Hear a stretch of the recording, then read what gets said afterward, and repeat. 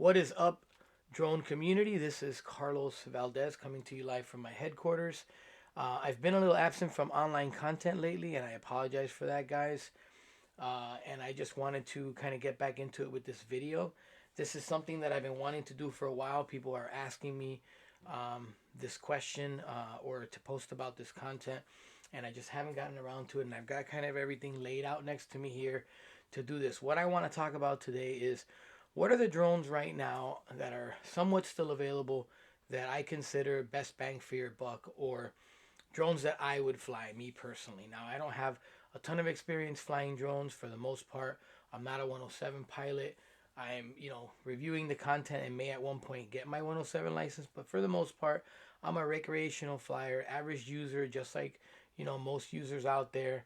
I'm not really a professional photographer or a person doing this for money. I am the average drone user, just like most of us, looking to get up there and get a nice shot, looking to get up there and get some cool, crispy footage. So that's what this video is about. I want to spend some time talking about each of the drones that I have with me here today and kind of tell you why I think they're the best bang for your buck. And I'm not going to go in any particular order, or I guess I will, but I want to just talk about why I think the drone is a good value and then maybe just wrap it all out at the end. So I'll get right into it. The first thing that you want to do as a drone user is, or as maybe someone potentially looking to buy a drone, maybe you have flown some toy drones, some of the cheaper Amazon toy drones, and you're ready for your next or your first big drone purchase, and you're kind of just on the fence of what you should get.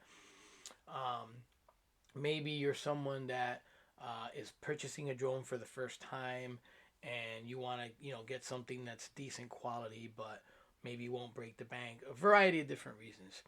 I think the first thing that you should ask yourself is which direction do you want to go as far as drone functionality. So number one, I'll say that there are drones like the DJI Avida that have recently been released, and there's other drones like that, and those, for the most part, and forgive my ignorance here because I don't really fly those types of drones, think they're just called FPV drones, right? Those are the ones that when you see them flying, they're flying real fast, doing flips through buildings, and that's not me. I am the average drone user that's going to use a drone with a decent camera to capture some footage. And usually for me, that's going to be some slow cinematic transitions and footage. So, the decision you first have to make, and this is going to boil down sometimes to price too, is whether or not you want a Wi Fi drone or a drone that communicates through its own proprietary technology. So, as an example, a Wi Fi drone is a drone that will come with its controller, and it's usually not going to connect to the controller via a cable. It's just going to connect via controller to your phone, excuse me, and to that controller. It's going to link those two things, your phone and controller, via a Wi-Fi connection. Essentially, the drone, when you turn it on, creates a hotspot. You connect wirelessly from your phone onto that hotspot, and then you launch an app, and there's your camera feed. There's that versus the other side of it is a drone like many, or if not all, of the DJIs, a lot of the Hubsan drones, they connect your phone to the controller via a cable, an OTA cable or OTG cable, I think it's called.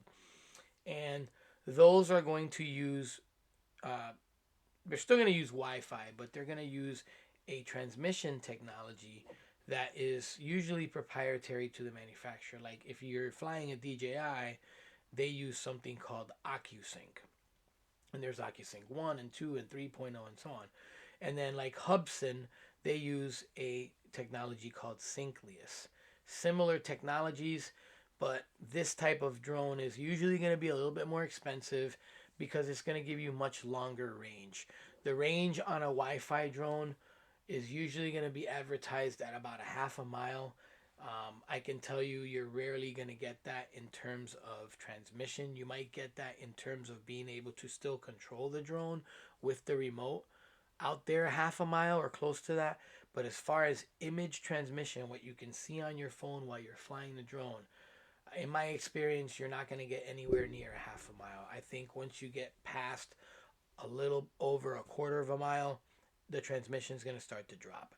So you first have to decide if range is important to you, if range is essential to you. If it is, then I would not recommend a Wi-Fi drone. Now, knowing that we can only fly as a recreational flyer within VLOS, visual line of sight, for most users, a Wi-Fi drone or a drone that uses proprietary communication like a DJI or a Hubsan drone, um, it's not going to really matter because most of us, there's only so much you can see.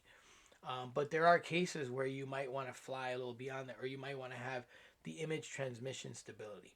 So for the purposes of this video, the drones I'm going to talk about are not Wi-Fi drones. Now I do have a Wi-Fi drone. I do own one still. I've owned several. I do own one, and this is the EXO Scout. Now this is, for all intensive purposes, guys, this is a toy drone. Okay, this is not something that I'm gonna fly outside. This is not something. This is essentially, it's a nice, cool looking little drone, but this thing weighs about, I don't know, a feather is probably heavier than this thing. It doesn't weigh anything, and it doesn't have GPS. It's a Wi-Fi only drone. It doesn't have GPS. So when I'm flying this drone around, it won't hover in place very well. It'll drift. It requires 100% manual flying.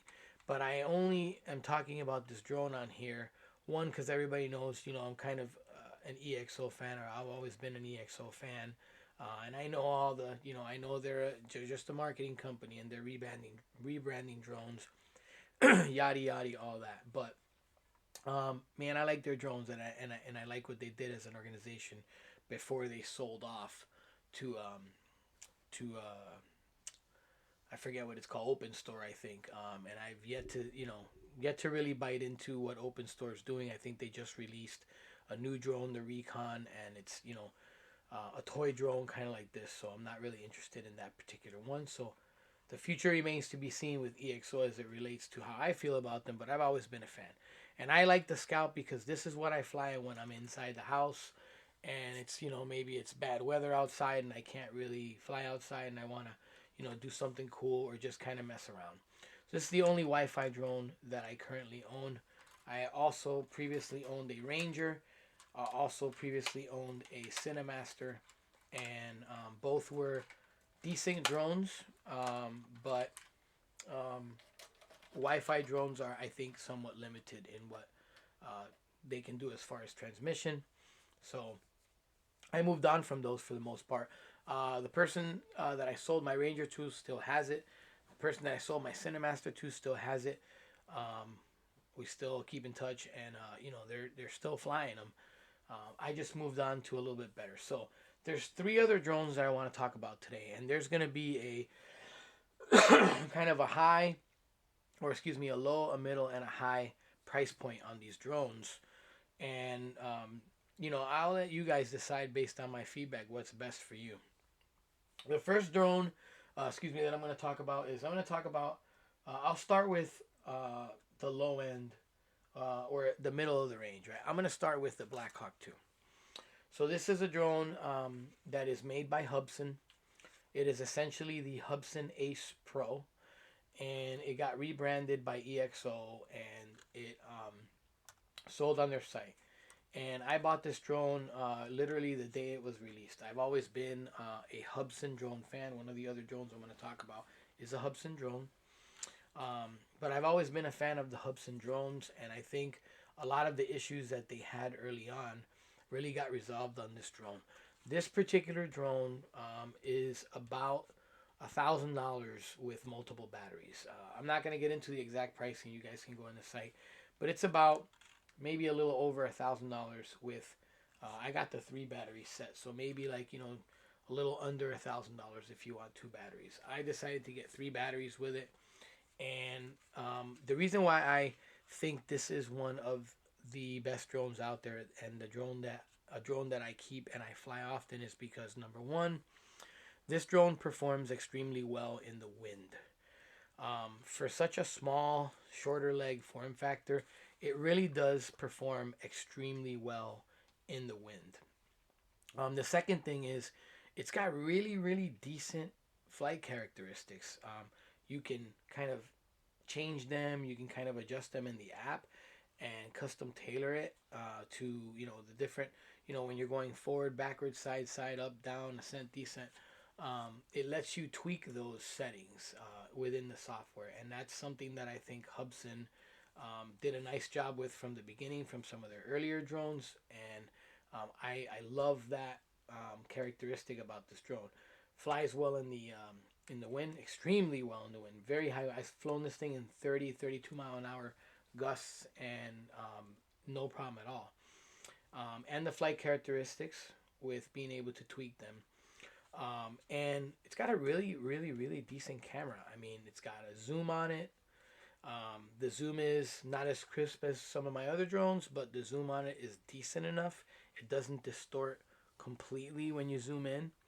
Um, it's got, some decent bit rate. I think it goes up to 200 megabits per second as far as the bit rate. If you want to record a really good, cool video there, it does, obviously all the intelligent flight modes like the follow me's and the orbits and all that. But I mean, just overall, if you're in the market for a drone at $1,000 and you have the money to spend for around, that just below or just above $1,000 price range, this is a really decent drone. The other thing I like about this drone is because the form factor has the shorter legs and everything, the construction of the drone I like as well. Like, this is really, really hard plastic up here where the gimbal is. I'm not going to take the gimbal cover off right now, but the gimbal's well protected because it's recessed in to the molding of the drone.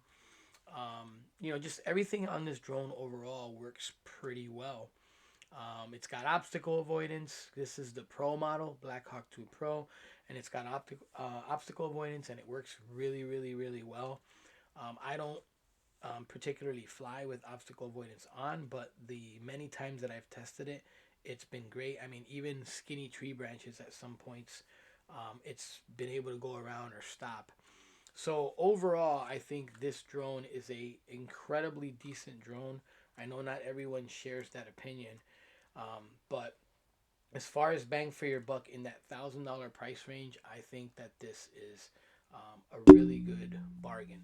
The other thing that I'll say about this drone is if, which I'll talk about a DJI drone in a little bit here. If you are not a fan of the geofencing from DJI, this drone does not have any geofencing. Now, I know there's ways to bypass it. I don't really get into that as far as bypassing the DJI geofencing.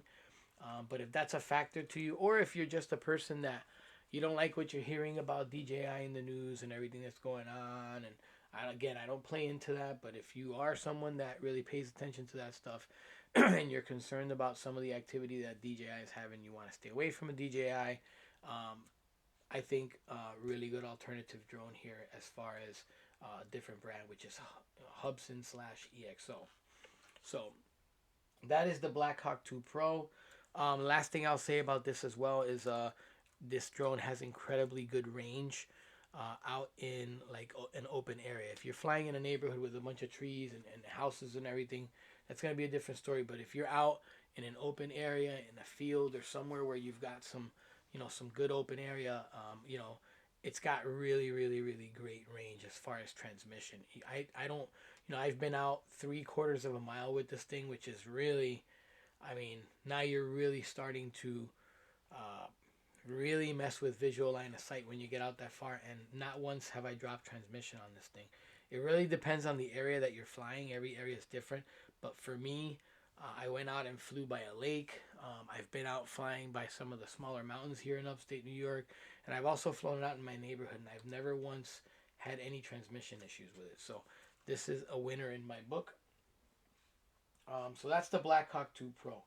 Then I also own a DJI Air 2S. Now, mine's going to look a little bit different because I've got it skinned. There's these skins that you can purchase online. And essentially it comes with everything you need to cover the entire drone top to bottom. So I've changed mine, right? It's not just gray, but the DJI Air 2S. Now, this drone here, I'm going to say if you have the money, if money is not an object and you have the extra money, this drone is $12.99 with the Fly More combo. Price may have gone down a little bit now, but there's some options here that I'll talk about. This drone is $12.99 with the Fly More combo, which brings 2 batteries, and then also it brings the the regular RCN1 controller, 3 batteries, excuse me, not 2, 3 batteries. It's got the charger, extra props. It's the whole the whole package for $12.99. Or you can buy just the drone, the controller, and 1 battery for like $1,000. If you have the extra money, I would say this is the drone to get, bar none, if money is not an option. This drone has an incredibly large 1-inch sensor. Overall, I firmly believe that this is DJI's best all-around drone. I know that the Mini competes with this drone very, very closely, but the Mini is a sub 250 drone, and anyone that knows me knows that I like a heavy drone. I'm not really a fan of the sub 250 range. So I think this drone right here is probably DJI's best all-around drone, best bang for the buck. I think it's better than the Mavic 3 because it's not $4,000. I think it's better than the Mini 3 because it's a heavier drone and is going to fly just a little bit better in the wind. And for what I give up, when I compare the camera on the Mavic 3, or excuse me, the Mini 3, not the Mavic 3, the camera on the Mini 3 versus the camera on the Air 2S, I believe that the camera on the Air 2S is far better. It's just my personal opinion and experience. I don't own a Mini 3 Pro, but I have flown one, and I flew it for quite some time. I borrowed it from a friend, and I will say that I like the Air 2S and the way it performs as far as image quality better. Just to the naked eye, again, I'm not a professional photographer, but to me the pictures on the Air 2S look better, and I was able to, obviously this is pre-post. Anything's going to look better after you edit it. So I'm just talking normal in auto settings, this drone versus that drone. I like this camera better. The other thing about this drone, and I'm going to say again, if money is no object to you, this drone is now compatible with the RC Pro, with the DJI RC Pro controller. This controller right here, in my opinion, for the DJI products that are supported by it, is a game changer. First of all, I no longer have to use my phone. I got my own display, but it just feels cool in my hand. It feels really nice to operate the drone with this particular controller versus hooking my phone up to the RCN1. On the RCN1, I gotta extend this, and my phone goes in here, and you see how much bigger it makes everything look. It makes it a little heavier and bigger on the hands. Plus, I don't have the use of my phone if someone texts me or messages me or calls me in the middle of my flight. So I went out and bought this, and I think it's a game changer, this one. It's another $309. Sorry about that, guys. I hit the mic. $309 for this controller. So I think DJI is getting ready to release a combo that will have the Air 2S with the 3 batteries, the Fly More combo, and this controller, and I think it's going to be about $1,400 or $1,500. So I mean, we're starting to get up there in price range, I know. But again, if money is no object, this is definitely the way that I would go if I was buying a drone for the first time and money was absolutely no object. As far as everything else, with this particular drone, the zoom is really, really smooth. I mean, just pictures in any kind of conditions come out phenomenal. Video in any kind of conditions on this drone. It's almost impossible to get a bad shot, in my opinion, within reason with this particular drone. So again, I'll say it, if money is no object, then this is probably the drone that you need to get. And spend the extra money for the RC Pro controller, because it is, in my opinion, definitely worth it. I've experienced none of the range problems that some have with this, and I've probably had my DJI Air 2S out over a mile with this drone, with this controller, and not a single problem thus far. So I have one more drone that I want to talk about here, guys, and this one is probably going to be a bit of a surprise. So I have flown Hubsan drones for a while. I originally had a Hubsan Xeno Pro Plus, which is essentially, if you're familiar with EXO, it's essentially the original Blackhawk drone that EXO rebranded. And right around that time, I bought this drone. And this is the biggest drone that I own. It's huge. This drone is the Hubsan Xeno 2 Plus. I'll have you guys read that. This drone is actually very, very large. It weighs 2 pounds, or a little over 2 pounds. And as you can see, I mean, the Air 2S is not a very large drone, not a very small drone. But when you compare the size of both drones, you can see that this drone here, the Hubsan Xeno 2 Plus, is fairly larger. It also weighs significantly more. This drone is 929 grams, or just over 2 pounds. The Air 2S is somewhere around 595, I believe. Now, the reason why I'm talking about this particular drone here, guys, is because this drone is a few years old now, but in its time, I firmly believe was one of the best drones available out there that was an alternative to a DJI drone. This particular drone here is just a monster. First of all, it flies extremely, extremely well in the wind, and that should be no surprise since it weighs over 2 pounds. Second of all, it does have a 1/2 camera. So the camera, although, you know, not huge,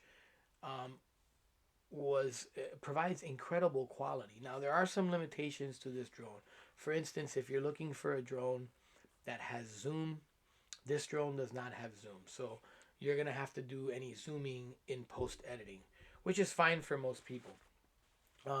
But as far as flight capabilities, this drone for me is my favorite flyer. This is the drone that I have the most fun flying.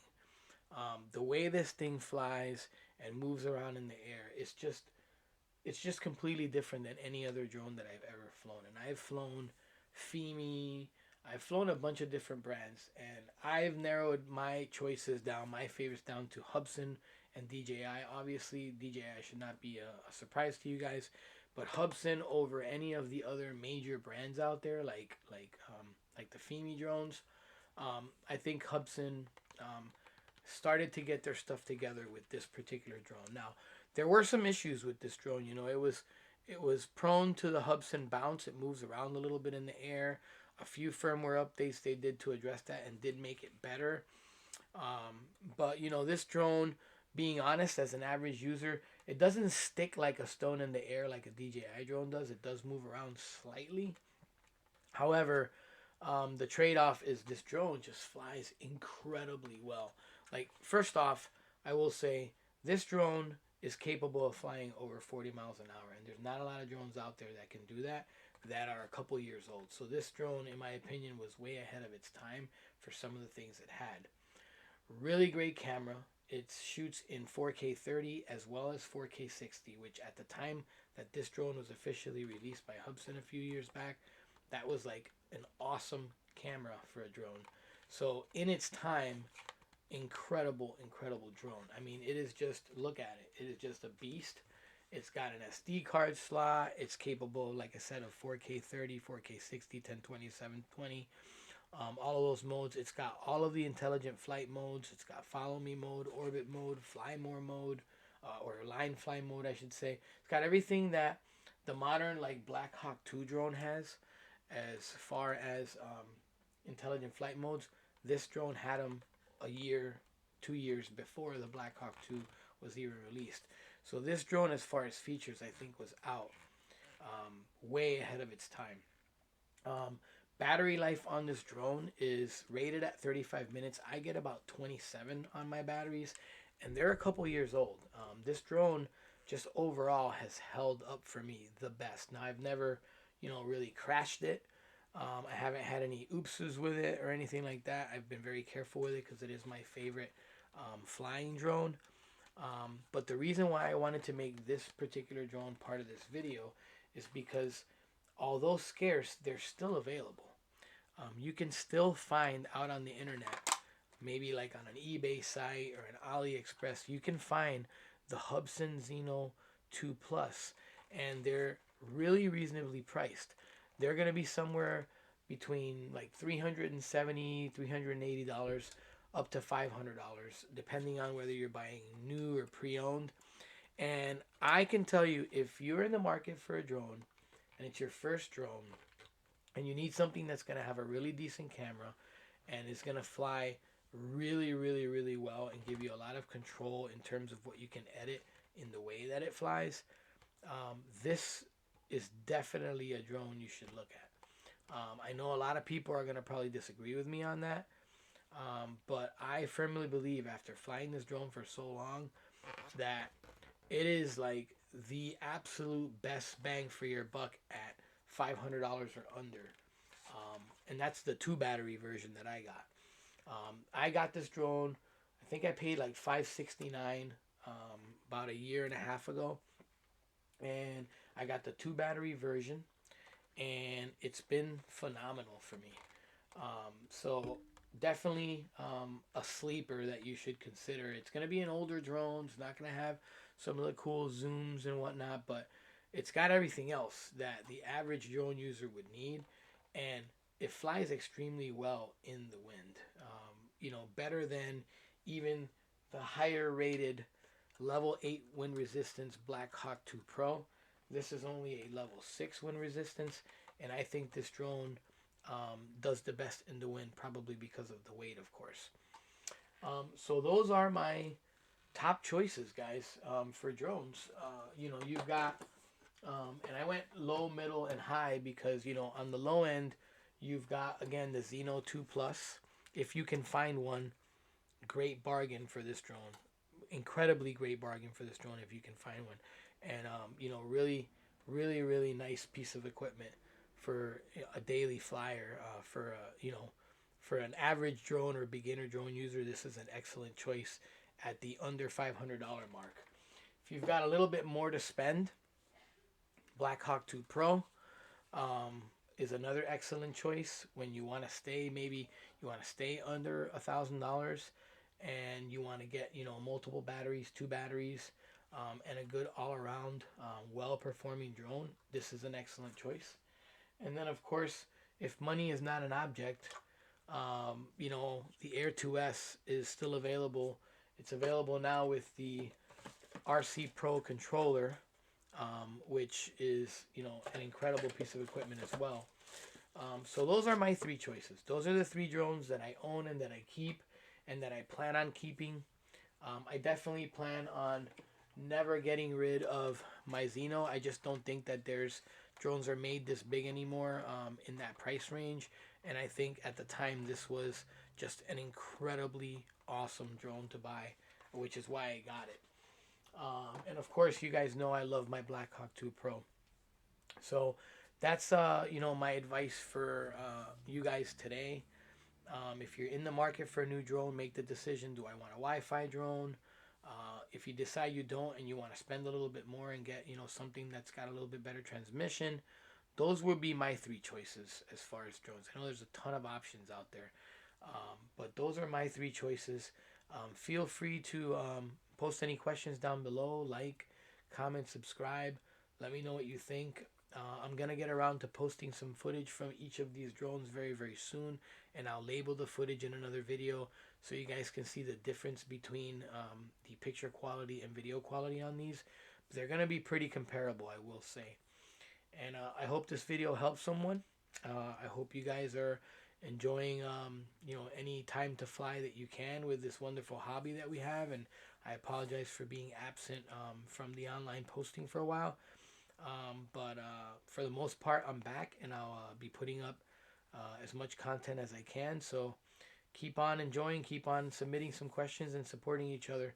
And as I always say at the end of my videos, guys, happy flying.